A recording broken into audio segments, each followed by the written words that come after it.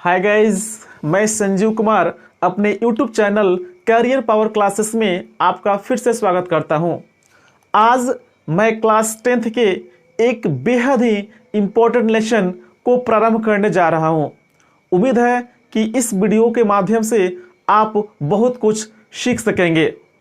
हम आज जिस टॉपिक को स्टार्ट करने जा रहे हैं उसका नाम है इंट्रोडक्शन टू ट्रिग्नोमेट्री, यानी कि त्रिकोणमिति का परिचय। लेकिन उससे पहले मैं आप सभी से आग्रह करूंगा, रिक्वेस्ट करूंगा कि आप सभी मेरे इस YouTube channel career power classes को ज़्यादा से ज़्यादा लाइक करें, शेयर करें और सब्सक्राइब करें, ताकि आगे भी आपको ऐसे वीडियो देखने को मिलते रहें और आप इसका ज़्यादा से ज़्यादा लाभ उठा सके। इंट्रोडक्शन टू ट्रिग्नोमेट्री यानी कि त्रिकोणमिति का परिचय, ये बिहार बोर्ड क्लास 10th के बोर्ड एग्जाम के लिए बेहद ही एक महत्वपूर्ण लेसन है। अधिकतर विद्यार्थियों को इस लेसन से काफ़ी डर लगता है, लेकिन मैं इस जो टॉपिक को लेकर आया हूँ ट्रिग्नोमेट्री यानी कि त्रिकोणमिति, मैं पूरा कोशिश करूँगा कि जितने भी बच्चे हैं त्रिकोणमिति से डरे नहीं, बल्कि त्रिकोणमिति को और ज़्यादा अच्छी तरह से समझें और मन लगाकर बनाएं, ताकि उन्हें किसी प्रकार की कोई समस्या ना हो और सारे डर दूर चले जाएं। तो आइए देखते हैं आखिर क्या है इंट्रोडक्शन टू ट्रिग्नोमेट्री यानी कि त्रिकोणमिति का परिचय। Trigonometry, it is branch of mathematics that provide relation between the sides and angles of triangles, यानी कि त्रिकोणमिति गणित की वह शाखा है, त्रिकोणमिति गणित की वह शाखा है जो त्रिभुज के कोण और त्रिभुज के भुजा के बीच संबंध को दर्शाती है। त्रिकोणमिति क्या है? तो त्रिकोणमिति गणित की वह शाखा है, त्रिकोणमिति गणित की वह शाखा है जो त्रिभुज के कोण और त्रिभुज के भुजा के बीच संबंध को दर्शाती है। ट्रिग्नोमेट्री का मतलब क्या होता है? तो ट्री का मतलब होता है तीन, गौन का मतलब होता है भुजा और मेट्रोन का मतलब होता है माप। ट्री का मतलब क्या हो गया? तीन, गौन का मतलब क्या हो गया? भुजा, और मेट्रोन का मतलब क्या हो गया? माप। अर्थात तीन भुजा को मापने वाले चीज को हम बोलते हैं क्या? ट्रिग्नोमेट्री यानी कि त्रिकोणमिति। तीन भुजा को मापने वाले को क्या बोलते हैं? ट्रिग्नोमेट्री यानी कि त्रिकोणमिति। अब बात आती है कि त्रिकोणमिति में हम किस एंगल यानी किस ट्रायंगल का यूज करते हैं। तो त्रिकोणमिति में हम जिस ट्रायंगल यानी कि जिस त्रिभुज का यूज करते हैं वो होता है राइट ट्रायंगल यानी कि समकोण त्रिभुज। किस त्रिभुज का यूज करते हैं? राइट ट्रायंगल यानी कि समकोण त्रिभुज। समकोण त्रिभुज क्या होता है? तो वैसा त्रिभुज जिसका एक कोण 90 डिग्री हो उसे हम बोलते हैं समकोण त्रिभुज। वैसा त्रिभुज जिसका एक कोण 90 डिग्री हो उसे हम बोलते हैं समकोण त्रिभुज। तो ये हो गया आपका राइट ट्रायंगल यानी कि समकोण त्रिभुज, और ये दोनों जो एंगल हैं ये हो जाएंगे एक्यूट एंगल यानी कि न्यून कोण त्रिभुज। क्या होंगे? एक्यूट एंगल यानी कि न्यून कोण त्रिभुज। अब न्यून कोण त्रिभुज क्या होता है? तो वैसा त्रिभुज जिसका प्रत्येक कोण 90 डिग्री से कम हो उसे बोलते हैं हम न्यून कोण त्रिभुज। तो उम्मीद है कि जो मैंने इसका इंट्रोडक्शन दिया आपको बेहद ही आसानी तरीके से समझ में आया होगा और इसमें किसी प्रकार की समस्या नहीं होगा। मैं आपको यह विश्वास दिलाता हूं कि मैं जो आज ट्रिग्नोमेट्री यानी कि त्रिकोणमिति लेसन प्रारंभ कर रहा हूं, इस विश्वास के साथ कि आप जितना डर रहे हैं आप इसके उतने ही नजदीक आएंगे और आपका सबसे पसंदीदा चैप्टर होगा त्रिकोणमिति। क्लियर? तो आप इसको आराम से वीडियो को रोकिए और देखिए और समझिए कि आखिर कौन कैसे हुआ है।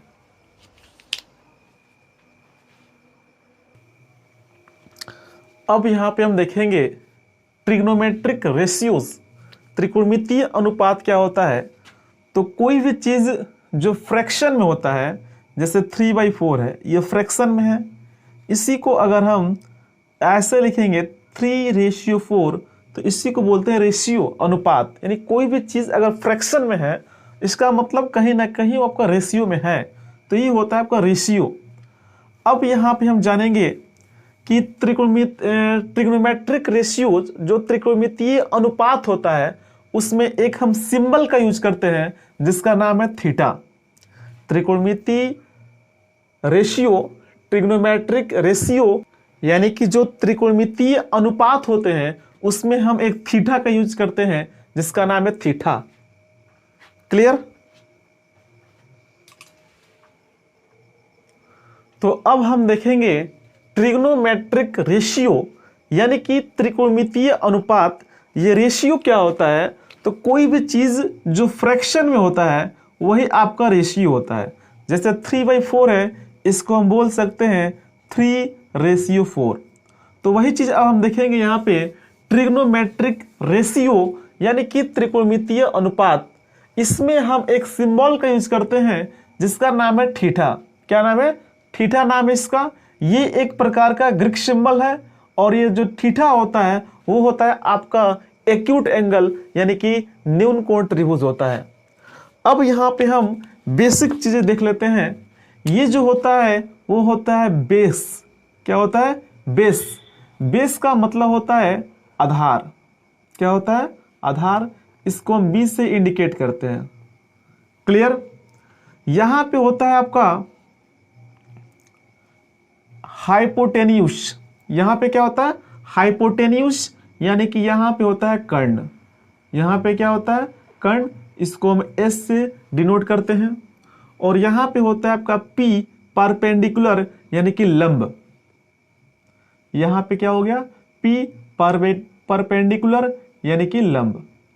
तो ये बेसिक चीजें हैं कि यहां पे होता है बेस यानी आधार, यहां पे होता है परपेंडिकुलर यानी कि लंब, और यहां पे होता है आपका हाइपोटेन्यूस यानी कि कर्ण होता है। अब यहां पे आपको कुछ फार्मूले याद होने चाहिए। जैसे साइन थीटा का फार्मूला होता है लंब बटा कर्ण। लंब बटा कर्ण। अगर हम इस में देखें पी, बी और एच में देखें तो लंब का मतलब हो गया पी और कर्ण का मतलब हो गया एच। क्लियर? कोस थीटा का मतलब होता है फार्मूला यहां पे आधार बटा कर्ण। क्या होता है? आधार बटा में होता है कर्ण यानी कि b/h। क्लियर? tan थीटा का फार्मूला होता है लंब बटा आधार। लंब बटा आधार यानी कि p/b। क्लियर? ये तीन फार्मूला को याद रखने हैं। साइन थीटा का फार्मूला होता है लंब बटा कर्ण, कॉस थीटा का फार्मूला होता है आधार बटा कर्ण, tan थीटा का फार्मूला होता है लंब बटा आधार। अब तीन फार्मूला याद है तो ये तीन आपको आसानी से बन जाएंगे। यानी कि साइन थीटा का जो रेसिप्रोकल होता है यानी उल्टा होता है कॉसेक थीटा। अगर इसका लंब बटा कर्ण है तो इसका फार्मूला हो जाएगा कर्ण बटा लंब। कर्ण बटा लंब। क्लियर? अगर कॉस थीटा का फार्मूला आधार बटा कर्ण है तो इसका हो जाएगा कर्ण बटा आधार। कर्ण बटा आधार यानी इसको हम लिख सकते हैं h/p, इसको लिख सकते हैं h/b। और कॉट थीटा ये tan थीटा का रेसिप्रोकल होता है, उल्टा होता है, यानी यहां पे हो जाएगा आधार बटा लंब। यहां पे हो जाएगा आधार बटा लंब यानी कि b/p। तो जनरली यहां पे आपको तीन फार्मूला याद रखना है। साइन थीटा का फार्मूला होता है लंब बटा कर्ण, कॉस थीटा का फार्मूला होता है आधार बटा कर्ण, tan थीटा का फार्मूला होता है लंब बटा आधार। अब जो कॉसेक थीटा है ये आपका साइन थीटा का रेसिप्रोकल है यानी कि उल्टा है। साइन थीटा का जो रेसिप्रोकल होगा वो होगा कॉसेक थीटा। कोस थीटा का जो रेसिप्रोकल होगा यानी उल्टा होगा वो होगा सेक थीटा। और जो tan थीटा का रेसिप्रोकल होगा यानी उल्टा होगा वो होगा कॉट थीटा। क्लियर? तो ये तीन अगर याद है तो आपका बाकी ये भी याद रहेगा। इसका एक ट्रिक बहुत लोग यूज करते हैं लेकिन मैं किसी प्रकार का ट्रिक यूज करने का सलाह नहीं दूंगा, क्योंकि आपको अगर इसका बेसिक नॉलेज कंसेप्ट प्राप्त है, अच्छी तरह से उस पर कमांड है, तो इस ट्रिक का कोई महत्व नहीं रह जाता है। तो एक छोटा सा कंसेप्ट अगर आपके पास है तो आप ट्रिक करने की कोई याद करने की कोई आवश्यकता नहीं है। ट्रिक यहाँ पे जो याद करते हैं लोग वो होता है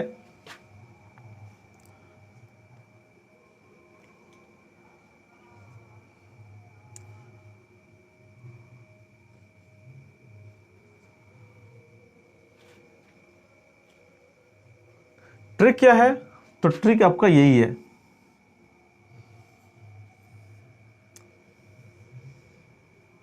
इसमें ट्रिक क्या है, तो ट्रिक है पंडित भद्री प्रसाद, पंडित भद्री प्रसाद हर हर बोले, पंडित भद्री प्रसाद हर हर बोले। यानी कि P/H साइन थीटा का हो जाएगा, B/H कॉस थीटा का हो जाएगा, P/B tan थीटा का हो जाएगा। तो अगर साइन का आपका P/H है तो कॉसे का क्या हो जाएगा, H/P, H/P। अगर कॉस थीटा का B/H है तो आपका सेक थीटा क्या हो जाएगा, B/H, क्या हो जाएगा, B/H हो जाएगा यहाँ पे, सॉरी H/B हो जाएगा। अगर tan थीटा का P/B है तो कॉट का क्या हो जाएगा, B/P, यानी B/P। तो ये छोटा सा एक ट्रिक है जिसका नाम यहाँ पे लिख दे रहे हैं, इसका यूज लोग करते हैं। पंडित,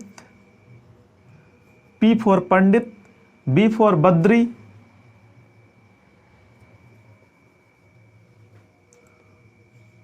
बद्री नाथ, P for Prasad, H for her, H for her, B for बोले।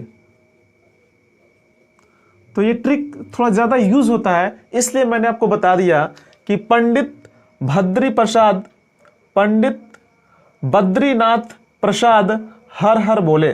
ठीक है, पंडित बद्रीनाथ प्रसाद हर हर बोले, यानी कि साइन थीटा का हो जाएगा P/H, कॉस थीटा का हो जाएगा B/H, tan थीटा का हो जाएगा P/B। तो साइन का उल्टा होता है कॉसेक, यानी अगर इसका P/H है तो इसका हो जाएगा H/P। कॉस का अगर B/H है तो सेक का क्या हो जाएगा, B/H हो जाएगा। अगर यहाँ पे कॉस का B/H है तो यहाँ पे क्या हो जाएगा, H/B हो जाएगा। और टेन का अगर P/B है तो कॉट का क्या हो जाएगा, B/P हो जाएगा। क्लियर। लेकिन इस ट्रिक का यूज करने का सलाह हम आपको नहीं देंगे, क्योंकि आपको अगर कंसेप्ट अच्छी तरह से पता है तो 1000 ट्रिक याद करने के बदला में एक अच्छा कंसेप्ट होना चाहिए आपके पास। अगर अच्छा कंसेप्ट है तो वो 1000 ट्रिक की कोई आवश्यकता नहीं है। लेकिन फिर भी अगर ये ट्रिक आपको अच्छा लगता है तो आप इसको यूज कर सकते हैं। क्लियर। अब जो यहाँ पे रेसिप्रोकल है उसको यहाँ पे हम लिख दे रहे हैं कि कौन किसका रेसिप्रोकल होता है, यानी कौन किसका उल्टा होता है। क्लियर। यानी कि साइन थीटा इक्वल टू होता है 1/कॉसेक थीटा, 1/कॉसेक थीटा। तो उसी प्रकार यहां पे हम लिख सकते हैं cosec theta equal to one by sine theta, यानी कि साइन थीटा कॉसेक का इन्वर्स होता है, उल्टा होता है, और कॉसेक थीटा साइन थीटा का क्या होता है, उल्टा होता है। उसी प्रकार cos theta equal to one by sec theta, one by sec theta, और हो जाएगा आपका sec theta equal to one by cos theta. यानी कि कॉस थीटा जो होता है सेक थीटा का रेसिप्रोकल होता है, उल्टा होता है। तो उसी प्रकार सेक थीटा आपका कॉस थीटा का रेसिप्रोकल होगा, उल्टा होगा। अब बच गया आपका tan theta equal to one by cot theta. तो यहां पे हो जाएगा cot theta equal to 1/tan theta. कहने का मतलब है कि जो साइन थीटा होता है वो आपका कॉसेक थीटा का रेसिप्रोकल होता है, तो कॉसेक थीटा भी साइन थीटा का रेसिप्रोकल होगा, यानी उल्टा होगा। कॉस थीटा रेसिप्रोकल यानी उल्टा होता है सेक थीटा का, तो सेक थीटा उल्टा हुआ किसका? कॉस थीटा का। टैन थीटा रेसिप्रोकल होता है कॉट थीटा का, तो कॉट थीटा भी रेसिप्रोकल किसका होगा? टैन थीटा का, यानी एक दूसरे के उल्टे होंगे। क्लियर? उम्मीद है कि यहां तक आपको सभी बातें अच्छी तरह से समझ में आई होगी। अब यहां पे हम देखेंगे कि टैन थीटा का एक फॉर्मूला होता है,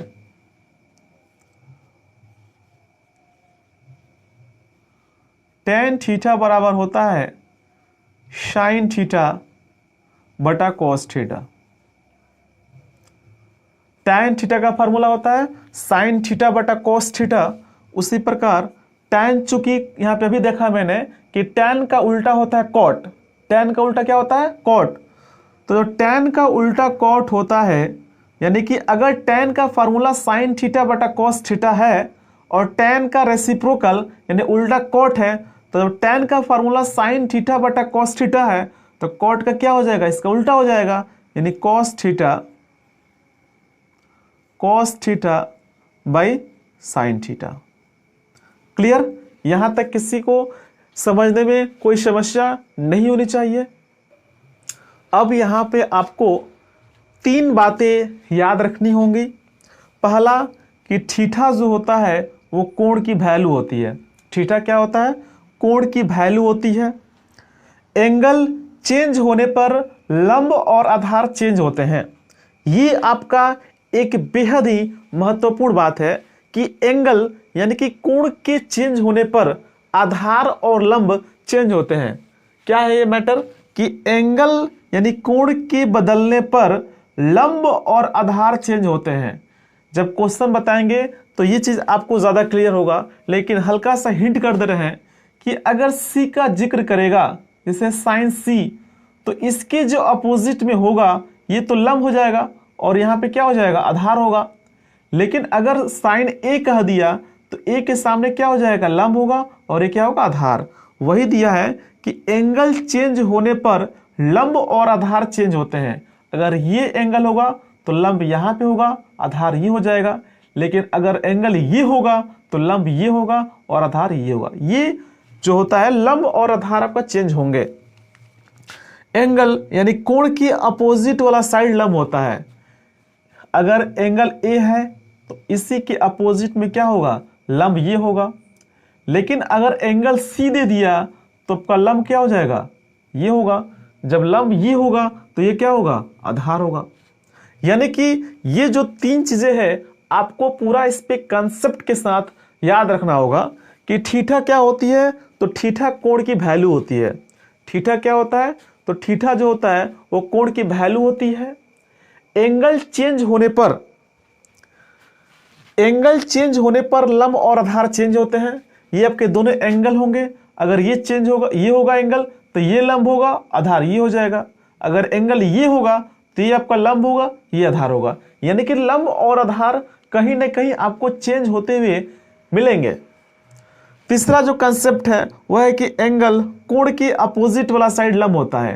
यानी कि अगर एंगल सी दिया है तो सीधे इसके अपोजिट में लंब ये होगा। जब लंब ये होगा तो आधार आपका ये होगा। अगर एंगल ए दे दिया तो लंब ये होगा तो आधार क्या हो जाएगा? ये होगा। और एक बात और ये कि जो समकोण होता है इसके अपोजिट हमेशा हाइपोटेन्यूस ही होता है। समकोण के सामने हमेशा क्या होता है? हाइपोटेन्यूस होता है, कर्ण होता है। यानी कि कर्ण आपका फिक्स रहेगा, चेंज होगा तो लंब और आधार कहीं ना कहीं चेंज होंगे। ये जो कॉन्सेप्ट है जब आपको हम एग्जाम्पल बताएंगे तब बेहद ही आसानी से क्लियर होगा। बस आप तीनों कॉन्सेप्ट को याद कीजिएगा। जो मैंने यहां बात बताया कि समकोण के सामने हमेशा कर्ण होता है, ये क्लियर है। समकोण के सामने हमेशा कर्ण, यानी कि ये फिक्स है कि कर्ण होगा। चेंज क्या होगा? तो लंब और आधार चेंज होगा। कब चेंज होगा? कि अगर कोण सी दे दिया तो सी के जो अपोजिट में होगा वह लंब होगा। जब लंब ये हो गया तो आधार ये होगा। कर्ण तो फिक्स है। लेकिन अगर कोण ए का जिक्र कर दिया तो ए के जो अपोजिट में होगा वो आपका लंब होगा। जब लंब ये है तो आधार ये होगा, क्योंकि कोण तो फिक्स है। तो ये जो मैंने चीज अभी बताया कि लंब और आधार कैसे चेंज होंगे, जब मैं आपको एग्जाम्पल बताऊंगा अगले वीडियो में, तब बेहद ही आसानी के साथ ये चीज़ यानी ये कंसेप्ट क्लियर होगा। तो मैं आपको एक बार फिर से यहाँ पे रिवाइज करा दे रहा हूँ। ट्रिग्नोमेट्रिक रेशियो यानी जो त्रिकोणमितीय अनुपात होता है, कोई भी चीज़ जो फ्रैक्शन में होती है उसी को अगर हम उसको अनुपात में ऐसे लिखते हैं तो क्या होता है, जैसे यहाँ 4/5 फ्रैक्शन में है, अगर इसको हम 4:5 लिख दे, इसी को अनुपात बोलते हैं। इसमें हम थीटा एक सिंबल होता है, ग्रीक सिंबल थीटा का यूज करते हैं। ये जो थीटा होता है एक्यूट एंगल होता है, न्यूनकोण त्रिभुज होता है। आपको 3 फार्मूला याद रखना है, sine theta, cos theta, tan theta. Sine theta का फार्मूला होता है लंब बटा कर्ण, कॉस थीटा का फार्मूला होता है आधार बटा कर्ण, टैन थीटा का फार्मूला होता है लंब बटा आधार।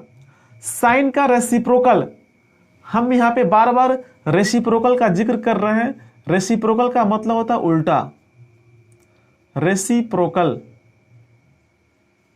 का मतलब होता है उल्टा। तो साइन का उल्टा क्या होगा, कॉसेक। अगर साइन का फार्मूला लंब बटा कर्ण है तो इसका उल्टा क्या हो जाएगा, कर्ण बटा लंब। कॉस का उल्टा होता है सेक थीटा। अगर कॉस का फार्मूला आधार बटा कर्ण है तो सेक इसका उल्टा है, यानी क्या हो जाएगा, कर्ण बटा आधार हो जाएगा। टैन थीटा का फार्मूला होता है लंब बटा आधार, तो टैन का रेसिप्रोकल उल्टा होता है कॉट थीटा। अगर इसका लंब बटा आधार है तो इसका उल्टा क्या हो जाएगा, आधार बटा लंब होगा। यहां तक क्लियर। इसको हम बोलते हैं बेस। इसको क्या बोलते हैं, बेस बोलते हैं, यानी कि आधार बोलते हैं। यहां पे लिख देते हैं, इसको बोलते हैं आधार।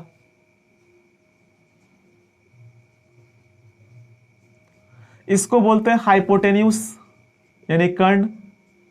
इसको बोलते हैं परपेंडिकुलर यानी कि लंब। तो ये पी, बी और एस से आपको डिनोट करते हैं।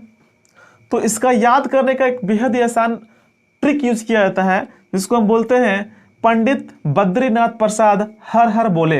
P for Pandit, B for Badrinath, P for Prasad, H for Har, B for Bole. यानी कि पंडित बद्रीनाथ प्रसाद हर हर बोले, यानी कि साइन थीटा का फार्मूला हो जाएगा P/H, कॉस थीटा का फार्मूला हो जाएगा B/H, टैन थीटा का फार्मूला हो जाएगा P/B। अगर 3 याद है तो तीनों का रेसिप्रोकल आपको सामने दिया हुआ है उल्टा, यानी कि कॉसेक का हो जाएगा H/P, सेक का हो जाएगा H/B और टैन का कॉट का हो जाएगा क्या, आपका B/P। क्लियर।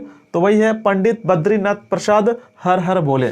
लेकिन मैंने आपको बताया कि आप 1000 ट्रिक याद करें, उससे बेटर है, उससे बढ़िया है कि आप एक कंसेप्ट को अच्छी तरह से याद कर लेते हैं, तो किसी प्रकार की ट्रिक की आवश्यकता नहीं है। लेकिन फिर भी अगर आपको आसान लगा हुआ ट्रिक तो आप इस ट्रिक के माध्यम से भी क्वेश्चन को आसानी से सॉल्व कर सकते हैं।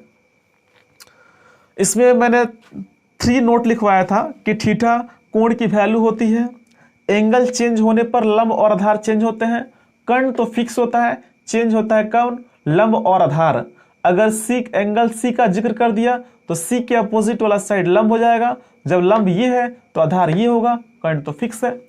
अगर एंगल ए का जिक्र कर दिया तो ए के अपोजिट में हो जाएगा लंब, जब लंब ये होगा तो आधार ये होगा, क्योंकि आपको कर्ण फिक्स है। यानी कि लंब आधार कहीं ना कहीं चेंज होते हुए आपको मिलेंगे, और जब मैं एग्जाम्पल बताऊंगा तो ये अच्छी तरह से क्लियर होंगे। उम्मीद है कि आज का सेशन आपको अच्छी तरह से समझ में आया होगा, लेकिन इसके बावजूद भी अच्छी तरह से समझ में नहीं आया हो तो आप हमें कमेंट करें कि कहाँ पर आपको परेशानी है। मैं उस परेशानी को बहुत जल्द ही दूर करूँगा। तो मिलते हैं अगले क्लास में अच्छे अच्छे क्वेश्चन के साथ। लेकिन उसके पहले मैं आपसे एक रिक्वेस्ट करूँगा कि आप मेरे इस YouTube channel career power classes को ज़्यादा से ज़्यादा लाइक करें, शेयर करें और सब्सक्राइब करें, ताकि इससे मेरा मनोबल बढ़े और मैं इस पर और अच्छे अच्छे वीडियो आपके लिए ला सकूं, ताकि आपके लिए एक बेनिफिट हो। तो मिलते हैं अगले क्लास में अच्छे अच्छे क्वेश्चन के साथ। वेट कीजिए, तब तक के लिए बाय बाय।